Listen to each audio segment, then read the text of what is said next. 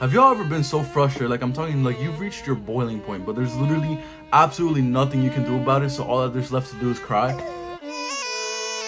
Yeah, that's how these things make jobs feel. And look, going to work already sucks for like 80% of us, but then you put these things on top of it, and that just makes it like 10 times more difficult than it needed to be. Now look, I'm aware there are plenty of things that make jobs literally miserable, but I'm gonna get the basic ones that everybody knows out of the way, just so I don't hear anything in the comments like, oh, you didn't mention the Karens, you didn't mention the this and that. I got you, alright? Karens, we already know why. I don't even gotta talk about this one. Second, working in the damn morning. Only because, listen, I don't mind getting out like at 2, 3 p.m. Honestly, I prefer that. The only thing that sucks is that you have to go in like at 6 or 7 in the morning and you're basically a walking zombie because God knows we ain't be going to go to sleep at like 10 p.m. how we should, knowing that we got a morning shift. Crying kids because fuck kids. It's as simple as that. Flirty customers. Now this is really more for like the women than the dudes. I think more dudes would welcome this just because it doesn't happen that often. But I've seen like customers be flirty towards the women at my jobs, and they don't look like they enjoy it. So I added that for the women. You're welcome. Number 1 is the snitch / the kiss ass. Now listen, this one doesn't need much explanation. If you've had a job, you've had one of these people. It doesn't matter if they're in your department or not. If you've worked a job, this person has existed at your workplace at some point. Now, God forbid this person catches you breaking company policy. Man, company policy. Company policy really gets ridiculous at some point. Now, look, I understand that company policy exists, you know, to keep certain standards up, but do I really got to sanitize every single goddamn doorknob every 30 minutes? By the time I'm done sanitizing the last one, it's been 30 minutes, so I gotta sanitize the shit all over again. And look, you'd be surprised. I've seen managers shove company policy so far up their ass. You'd be shocked how little they actually care, except Chick-fil-A. Chick-fil-A actually deserves like some award for that shit because I have never once had bad customer service at Chick-fil-A. Sadly, your boy has had the... Whoa, shit. Bro, I'm just dropping everything today. Jesus. Sadly, I've had the unlucky ass fate of having to work with 2 of these in a single job. Now, one of them wasn't that bad because at least she would like give you a couple warnings before she would say anything. She would still do it and it was still annoying as fuck. Don't get me wrong. Like I'd be hearing her say, "Oh, I want to tell the manager, bitch." But at least she had integrity with it. You know, at least she had the balls to be like, "Hey, look, don't do that. Otherwise, I'm gonna snitch on your ass." And I would look at them like, I don't care. Go ahead, tell the manager. And sadly, they would go tell the manager. But at least she had some integrity while doing it. However, Chili wasn't actually her name. I just really want to say her name, but I can't. So it sounds very close to it. I'm pretty sure you can tell. It literally is the exact same name, except the first 2 letters aren't the first 2 letters. It's actually one of the other 2 letters are in the name. Pretty sure y'all can figure that one out. She was ruthless, merciless, and precise. She's a killer queen. And all the other synonyms that mean that she was a cold-hearted bitch. She snitched on me once for taking a goddamn lemonade on my break. I took a goddamn $1.29 lemonade and she snitched on my ass. You best believe when I found out about this, bro, I wanted a sock her so badly in the goddamn mouth. Honest to God, the only thing that prevented me from actually doing this was the fact that when my manager pulled me aside, she was like, well, look, company policy says I have to write you up for that one, but honestly, company policy. So when you walk out this door, just pretend I wrote you up or something and forget about it. She was the GOAT for that one, because I swear to God, if I got written up for that shit, I would have quit right there on the spot.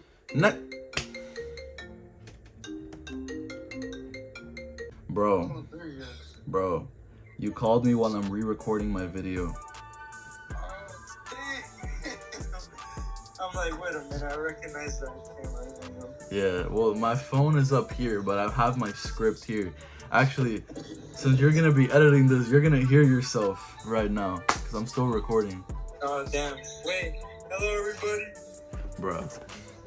Alright, I'm gonna finish recording. Bro, Nelson, I was gonna tell you, bro, when I get out of work, because I close tonight. Do you work today?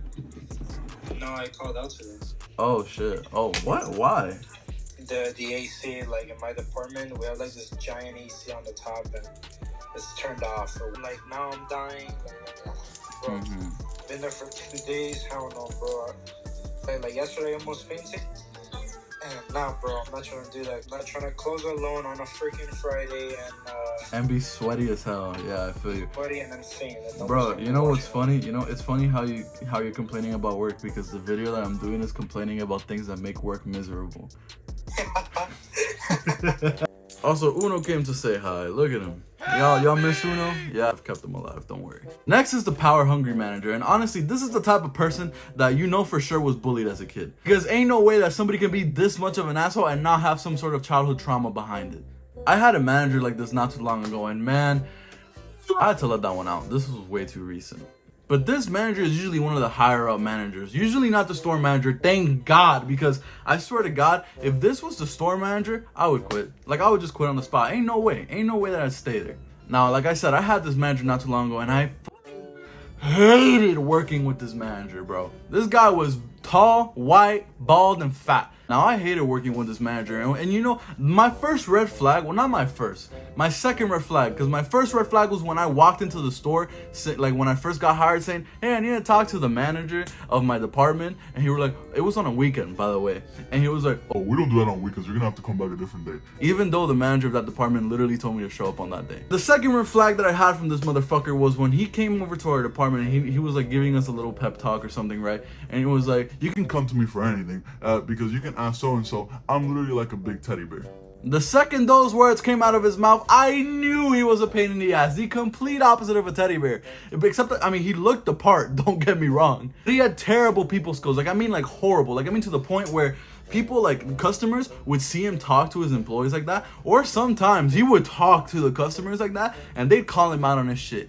And, bro, every time that I caught a wind of that shit, every time that I got to experience a customer calling him out for his horrible people skills, oh my God, man. Almost as good as orgasm. What? Those people are the actual heroes, man. Make my job so much heavenlier. I don't even know if that's a word. Making me shed a tear for being a hero. But the thing is that since everybody knows that this motherfucker has like a lot of fucking power, I mean, he's literally right below the store manager, everybody would kiss this guy's ass, bro. And it was so annoying. It was honestly horrible because I don't kiss ass, alright? But here's the thing about these managers. Most of the time, if you don't kiss their ass or at least like pretend that you like them, holy shit, you're fucked. Bro will probably completely fuck up your schedule, call you out on shit that everybody else be doing, or send you on break early like, bitch, what? I've been here for 2 hours. What do you mean you're gonna send me on my 30-minute break, 1 hour break, when I still got 6 hours left of this shit? I'm not gonna lie, man. I made the petty ass mistake of making it very clear to this man that I did not like him, which did fuck me up in the long run. But I'm petty as hell, so I have no regrets. Next is when your favorite coworker calls out. Man, oh my God. Honestly, there's nothing worse than when you're going to work. You already know it's gonna be a tough night. But like, at least you know, like, hey, I'm scheduled with my favorite coworker. At least we're gonna go through hell together.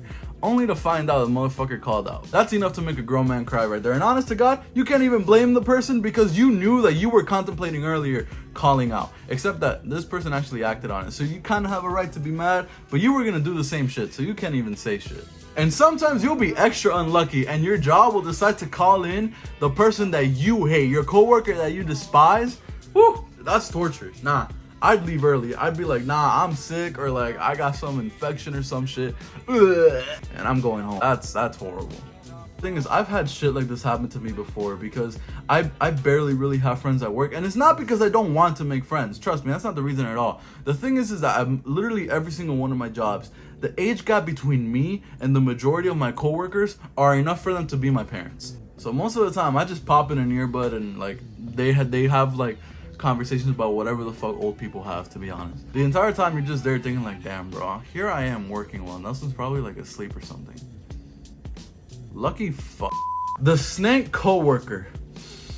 This one's just straight up foul. I'm not gonna spend much time because I've personally gone through this one and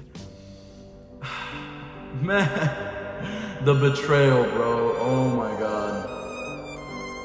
I wasn't even that mad. I was more of just hurt, like, damn, bro, I trusted your ass.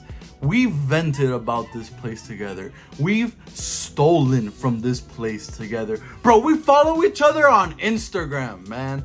And this entire time he was working for the enemy. I can't believe this shit. If you're this type of person, you deserve to lose your fucking eyesight, your hearing, your sense of smell, touch, basically everything that will make you just a husk shell of a human being. Bro, I don't care if you watch me fucking pick my boogers. That shit was itching my nose, bro. I don't even know how people can be like this. Like, bro, you've gone through the same shit. How can you go out and betray me like this? Money. That's why. It's either that or like they were offered a promotion or something, which regardless comes with a fucking raise.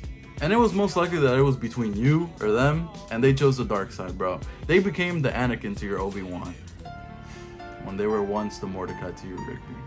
Damn, I didn't expect to become like a poet out of nowhere. Last one, working holidays. This one should just be plain illegal. That's it. That's all I gotta say. Alright, yeah, look, I know I've been gone for a long time, alright? Sorry about that. I'm not even gonna lie to you guys, I just got lazy. Like, I just didn't want to make videos for a long time. Like, I just didn't have like the want to do it anymore like how I did when I started. But I'm back, your boy's back, and I got plenty of video ideas that I want to make right now. We are gonna be sticking to like this format. I think I have a plan of what I want to do with the channels. Well, with this channel, and then I'll future on make a second channel. This one is just gonna be strictly commentary videos because I have experimented with videos in the past, obviously, and I'm not gonna lie. I've looked back to a couple of those videos and I'm like, damn, this video kind of sucks. I'm praying to God this video doesn't suck. I like the way it's come out. I like what I had to say. But yeah, no, it's fuck. But yeah, I'm gonna stick to commentary videos in this, kind of with that like style that you saw just now. So yeah, once this channel gets bigger, I will make a second channel where I do more IRL shit, like the cooking videos and stuff like that. Because I really do enjoy making that. It's just I kind of want to have this channel stick to one main thing, and then have a second channel where like I do random shit. So yeah. But let me know if you enjoyed. Make sure to click that like button, subscribe, comment, share the video if you want. Hell, if you found it funny, please share it. Goddamn, I need views. We're still on the road to 1,000, and I know we're gonna hit it. Like, we got this shit. Like, I know that I took a break. Sorry about that again. But we're gonna get big, trust. We just gotta trust the process. And yeah, with all that, it's been your boy, Adrian and Uno. Twisms.